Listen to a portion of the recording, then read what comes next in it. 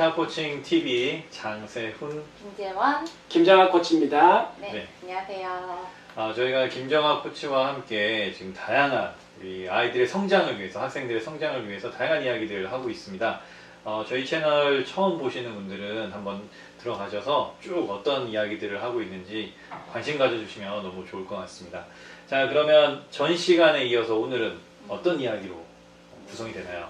오늘은 이제 또 엄마가 고민이 뭐냐면 자유학년제인데,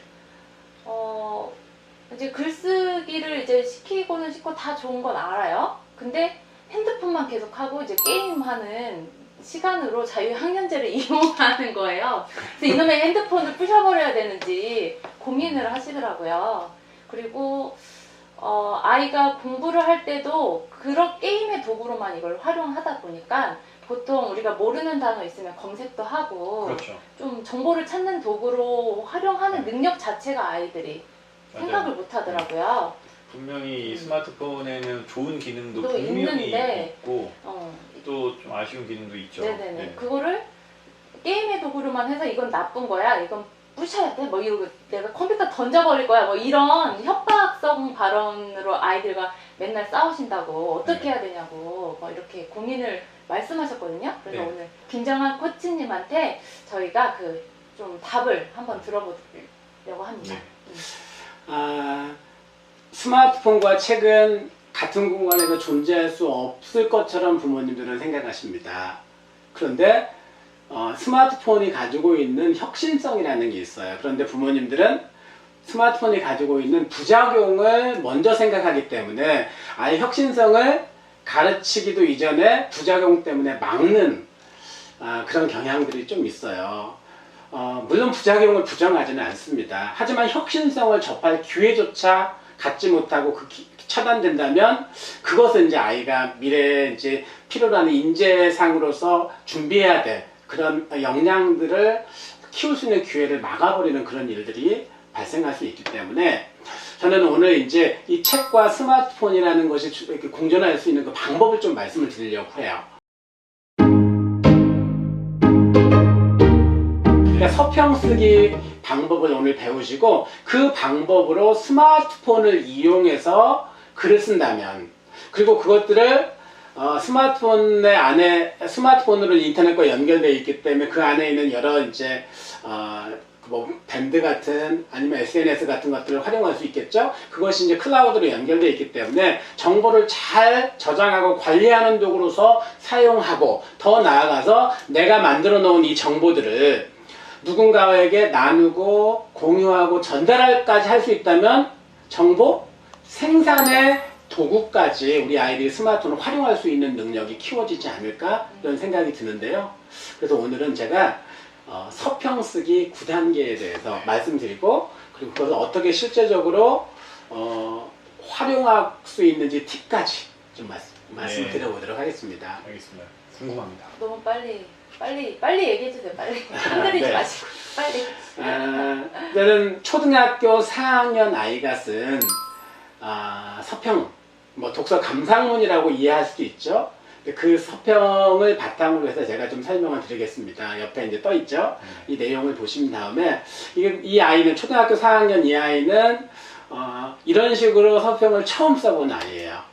어머님들도 지금 나와 있는 이 내용을 읽어보시면 글을 참 잘 썼다, 이렇게 생각하실 거예요. 정말 이게 4학년이 쓴 게 맞나 싶을 정도로. 그렇죠. 네, 잘 썼네요. 그러면 좋은 글이 어떤 글을 좋은 글이라고 하죠? 그게 궁금한데요. 저는 공감되는 글? 공감되는 걸. 네. 뭔가 내용적으로나 구성적으로나 배울 게 있는 글들. 좋은 글의 첫 번째 조건은 뭐냐면요, 읽는 사람이 궁금해하는 것을 써주면 좋은 글이 되는 겁니다. 지금 금방 공감을 말씀하셨는데 같은 내용이 되겠죠. 읽는 사람이 궁금해하는 것을 쓴다, 이게 좋은 글의 첫 번째 조건이에요. 물론 몇 가지 좋은 글 다른 특징들이 있습니다.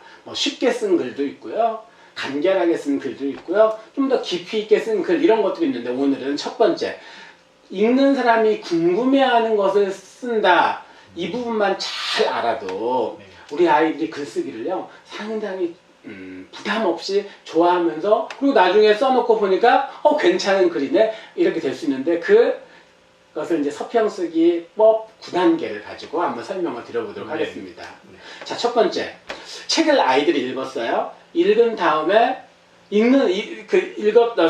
아이들이 쓴 글을 읽습니다. 뭐 어떤 게 궁금할까요? 저는 궁금한 게 첫 번째 뭐냐면 그 책 한 권을 한 문장으로 선생님에게 표현해 볼래? 라고 이야기합니다. 한 문장으로 어렵네. 표현해 굉장히 어려운 질문이죠. 아이들이 고민 많이 합니다. 자, 책 한 권을 한 문장으로 소개해봐라. 근데 주의할 점이 있습니다. 이 책의 주제가 뭐야? 이런 질문 하시면 안 돼요. 자, 읽는 사람이 궁금해하는 것을 이야기하게끔 이렇게 아이들에게 질문을 던져주셔야 됩니다. 질문을 던져주게. 네. 그치, 아이들이 이렇게 물어보세요.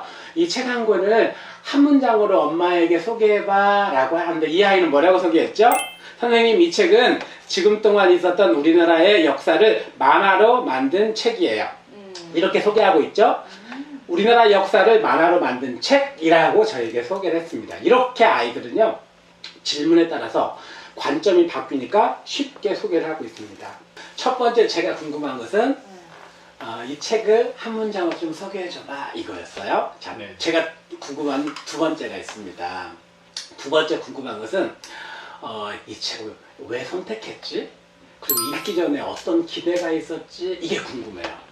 이게 왜 중요할까요?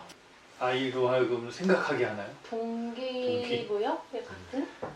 입시나 인재상적으로 볼 때 입시에서도 독서를 평가하죠. 근데 그때 뭐 사정관들이 가장 중요하게 생각하는 것이 뭐냐면 학업 역량, 자기 주도성 이런 걸 가지고 있느냐를 평가할 때 평가의 중요한 기준이 될 수 있기 때문에 그렇습니다.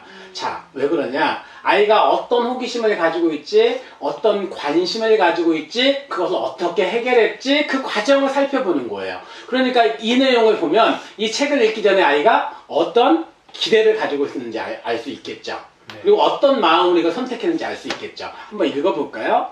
제가 이 책을 읽은 이유는 제가 한국사에 관심이 많아서 엄마가 이 책을 읽어보라고 사주셨어요.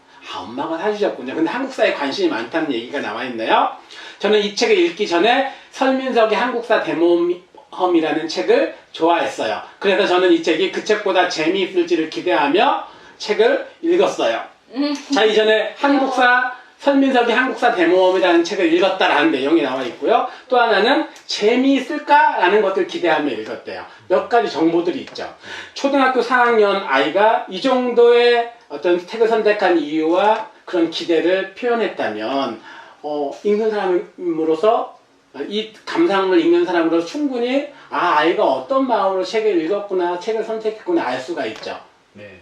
그러니까 이 글이 좋은 글처럼 느껴진 거예요. 그러면 2단계를 정리하면 왜 선택했는지 이거를 질문을 해주는 거예요. 책의 선택 왜 이유와 왜 이 책 읽었어? 기대. 네. 어떤 기대가 있었어? 그러니까 아이가 이러이러한 기대가 있었어요. 이러이러한 호기심이 내가 뭐가 궁금했어요. 이렇게 표현이 될 거 아니에요? 그러면 이 문장만 보더라도 읽는 사람은 이 글 쓴 사람이 뭐에 관심이 있고 뭘 알고자 하는구나를 이거를 알 수 있는 거죠. 이거를 이제 입시에서는 입학사정관이 이 아이가 어떤 학업 그 호기심이 있고 학업 역량이 있구나 이걸로 이제 판단을 할 수 있다. 네. 그런 내용이신 것 같아요. 네. 세 번째 제가 궁금한 것은 뭐냐면요. 네. 제가 독서는 만남이다 라고 이야기를 했죠. 그래서 책을 통해서 만나야 됩니다. 작가와도 만나야 되고요. 어느 경우에는 뭐 책의 주인공과도 만나야 되고요. 어떤 만남이 있어야 돼요. 근데 만남이 없다면 지식과 정보는 얻었지만 만남이 없기 때문에 소통 능력이 키워지지 않겠죠. 네. 그래서 세 번째 질문은 이 책을 쓴 작가가 누구야? 라고 질문하는 거예요. 근데 아이들은 그 작가가 누군지 잘 안 보죠. 그래서 물어보주는 거예요. 이 아이는 이 책의 작가는 송영윤 작가예요. 이 정도 이야기했네요. 이런 소개를 한번 해보는 겁니다. 그게 궁금한 거예요. 작가에 대해서 한번 짚어줌으로써 그 작가가 쓴 다른 책까지도 연결될 수도 있겠네요. 호기심이. 그렇죠. 네. 그러니까 단순히 지식을 얻는 것으로 끝나는 것이 아니라 그 작가와 만남을 통해서 작가가 가지고 있는 생각이나 그동안 해왔던 것들, 이런 것들, 중요하게 생각하는 가치들, 이런 것들을 좀 배울 수 있는 기회가 될 수도 있겠네요. 네. 너무 좋네요. 저도 책 읽을 때 네. 작가 안 보고 읽을 때가 많은데 저 나중에 이제 읽다 보면 이런 생각을 한 이제 작가가 뒤에 저는 이제 궁금해서 읽는 경우는 있긴 하거든요. 네. 근데 만약에 이거 질문이 없다면 좀 작가를 또 잘 모르고 그렇죠. 넘어갈 네. 때가 있었던 것 같아요. 작가를 모르고 넘어가시는 분들도 꽤 많이 있을 거예요. 그런데 네. 이제 책 같은 거나 영화나 책을 보다 보면은 작가 감독을 알게 되면은 그 훨씬 더 사람의 풍부하게 그렇죠. 내용을 이해할 수 있는 네. 기회가 될 수도 있고 사람을 알아가는 거잖아요. 맞아요. 이게 그- 아까 말했던 만남. 만남. 예, 저도 지금 읽고 있는 책 중에 하나가 이 숨이라는 책인데 소설책을 이제 오랜만에 빌려서 보고 있는데 작가를 봤어요. 어떤 작가인가 했더니 한국인인데 상상력이 되게 풍부하니까 더 오히려 작가를 알고 책을 보니까 더 감동이 오더라고요. 네. 와, 대단한 사람이구나. 이런 내가 몰랐던 대단한 사람이 있네. 이런 느낌까지 오더라고요. 단순히 책의 내용 혹은 지식과 정보를 얻는다는 관점이 아니고 작가와 만난다는 관점으로, 만남의 관점으로 책을 읽는다면 얻을 수 있는 것이 훨씬 더 크다. 그리고 와, 의사소통 역량, 네. 커뮤니케이션 역량까지 키울 수 있다. 이렇게 네. 정리할 수 있습니다. 진짜 맞아요. 만약에 저희가 이 작가를 정말 실제로 만나려고 하면 얼마나 어려워요. 그렇죠. 실제 만남을 하려면. 그런데 아이가 정말 제일 쉽게 만날 수 있는 그런 또 방법이기도 한 것 같아요. 네. 네. 4단계를 말씀을 드릴게요. 첫 번째 단계가 뭐였죠? 우리가 한 문장으로 소개. 이게 뭐야? 근데 뭔가 부족하죠. 응. 그러니까 이제 다른 질문을 던져보는 거예요. 네. 이 책을 한 대여섯 문장 정도로 한번 소개해 줘 볼래? 네. 소개의 관점이에요. 대여섯 문장 정도로 소개하면 이 책의 내용에 대해서 좀 더 충분히 소개할 수 있겠죠. 마치 영화를 본 다음에 영화를 한 문장으로 소개할 수도 있지만 이 영화는 한 대여섯 문장 정도로 이런 영화예요 라고 소개하는 것처럼. 그런데 여기서 주의할 점이 있습니다. 줄거리를 써봐 이러면 안 돼요. 저는 줄거리 생각하고 있어요.